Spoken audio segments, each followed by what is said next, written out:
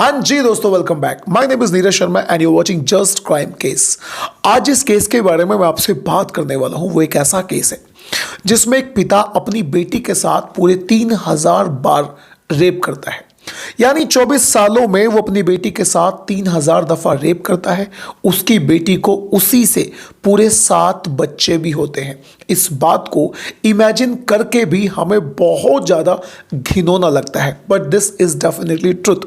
अब ये पूरा केस क्या है, मैं इस पूरे केस की डिटेल्स आपके साथ शेयर करता हूं। आप इस चैनल को सब्सक्राइब कर लीजिए और मैं आपको लेकर चलता हूं ऑस्ट्रिया में।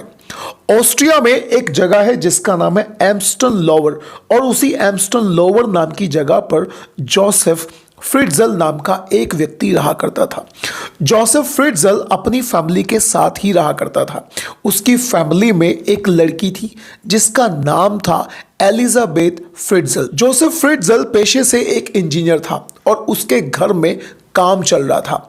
अपने मकान और अपने बगीचे के बीच में वो एक बेसमेंट को बनाने की तैयारी कर रहा था और उस बात को उसने अपने पूरे परिवार को बताया हुआ भी था। और फिर तारीख आती है 28 अगस्त 1984। 28 अगस्त 1984 को वो अपनी 12 साल की बेटी जिसका नाम था एलिजाबेथ फ्रिट्जल उसे लेकर बेसमेंट के अंदर जाता है। वो अपनी बेटी से बोल रहा था कि उसे अंदर जाकर एक दरवाजा फिट करना है और उसकी बेटी उस दरवाजे को फिट करने में उसकी मदद करे। जैसे ही वो दोनों लोग नीचे जाते हैं और जाकर दरवाजा फिट भी कर देते हैं, लेकिन वो उसी दरवाजे के कमरे में यानी अंदर अपनी बेटी एलिजाबेथ फ्रिट्जल को वहीं पर कैद कर देता है, दरवाजा लगा देता है और ऊपर चला जाता है। अभी तक एलिजाबेथ जो केवल 12 साल की थी, उसे इस बात पर यकीन भी नहीं हो रहा था कि उसके पिता ने बेसमेंट में उसे 12 साल की उम्र में कैद कर दिया है। वो अभी हंस रही थी, उसे लग रहा था कि उसका पिता उसके साथ मजाक कर रहा है, लेकिन एग्जैक्टली ये मजाक नहीं था। अब जोसेफ फ्रिट्जल ऊपर चला गया था और अभी तक इस लड़की के दिमाग में कोई बात ही नहीं आ रही थी।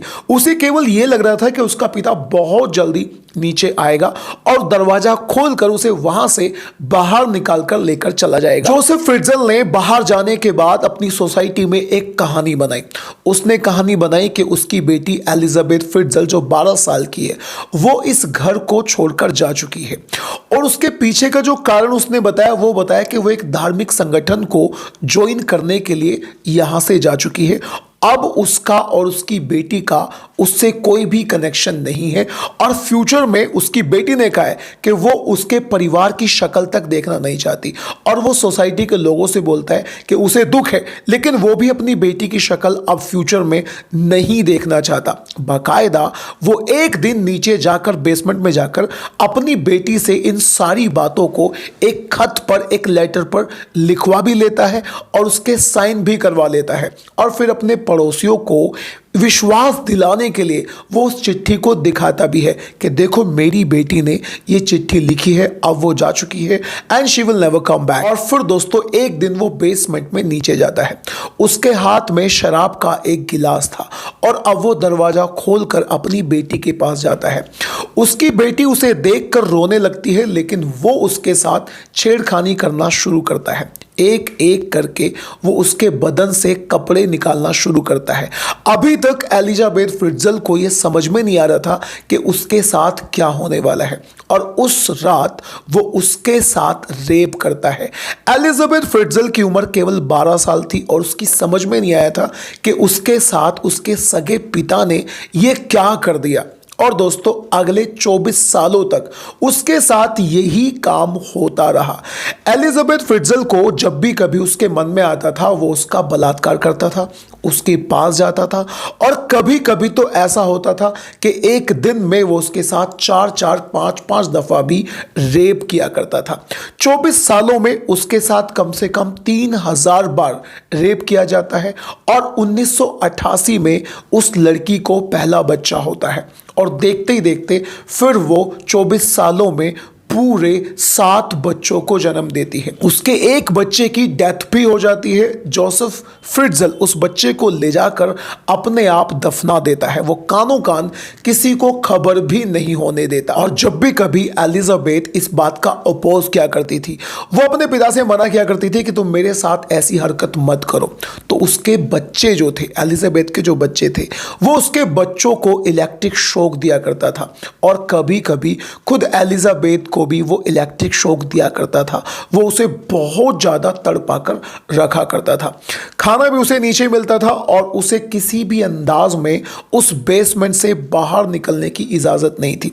अगर वो कभी बेसमेंट से बाहर निकलने की बात भी किया करती थी तो वो उसे सीधा मारने की धमकी दिया करता था। वो उससे बोला करता था कि तुम्हें ज़िंदगी भर इसी बेसमेंट में रहना है और अगर तुम बाहर चली जाओगी तो तुम्हें और तुम्हारे बच्चों को मैं यहीं पर मार डालूंगा। एलिजाबेथ के पूरे 7 बच्चे हुए। 7 में से एक बच्चे की डेथ हो जाती है, जिसे जोसेफ अपने आप ही दफना देता है।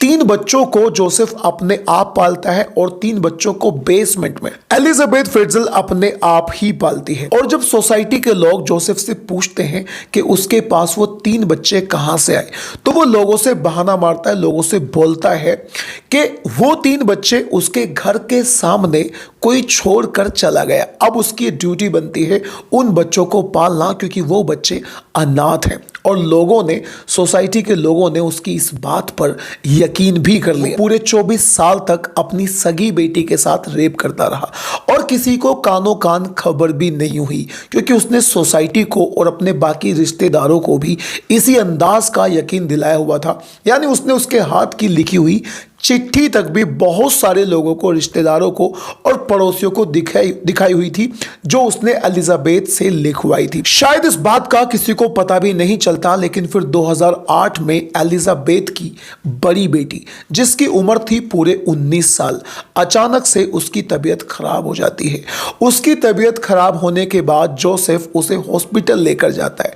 हॉस्पिटल के जितने भी डॉक्टर्स थे, डॉक्टर्स ने बोला कि अगर तुम इस लड़की की सलामती चाहते हो तो इसकी मां को बुलाना पड़ेगा।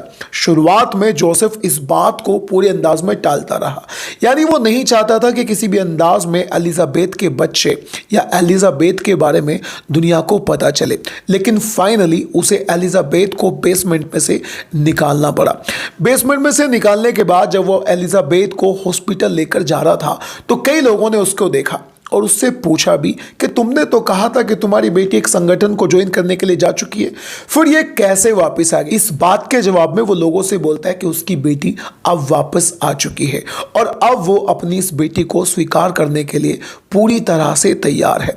जब एलिजाबेथ हॉस्पिटल में जाती है तो उसकी कंडीशन देखकर डॉक्टरों को उस पर शक होता है और डॉक्टर उससे पूछने की कोशिश करते हैं कि तुम्हें क्या हुआ, तुम नॉर्मल लोगों से बहुत ज़्यादा डिफरेंट अंदाज में बिहेव कर रही हो, हमें तुम्हारा अंदाज, तुम्हारा बिहेवियर बिल्कुल भी नॉर्मल नहीं लग रहा। एलिजाबेथ रोने लग जाती है, लेकिन वो किसी को कुछ भी नहीं बताती। डॉक्टर्स उसे विश्वास दिलाते हैं कि तुम हमें बता दो और तुम्हें किसी भी अंदाज में कोई भी हार्म नहीं कर सकता।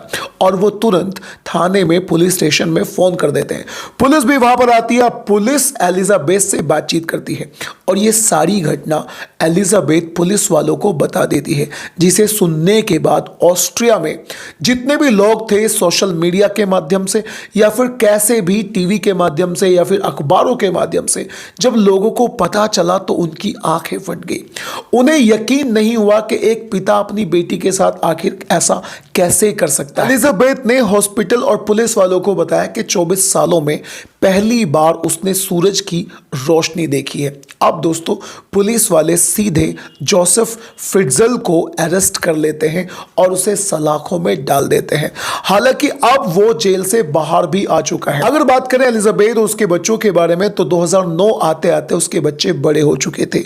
एलिजाबेथ और उसके बच्चों को उस ट्रॉमा से निकालने के लिए डॉक्टर्स ने उन्हें खिड़की और दरवाजा खुले कमरे में सोने की सलाह दी। बहुत दिन तक उनको उसी तरह के कमरों में सुलाया गया था।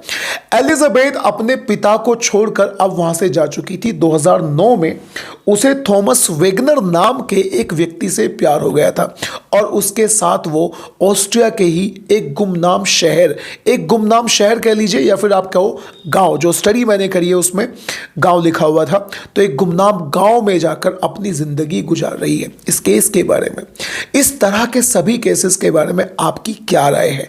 अपनी राय कमेंट बॉक्स में जरूर बताइएगा। और दोस्तों, अगर आपको क्राइम स्टोरी सुनना अच्छा लगता है तो चैनल को सब्सक्राइब जरूर कीजिएगा।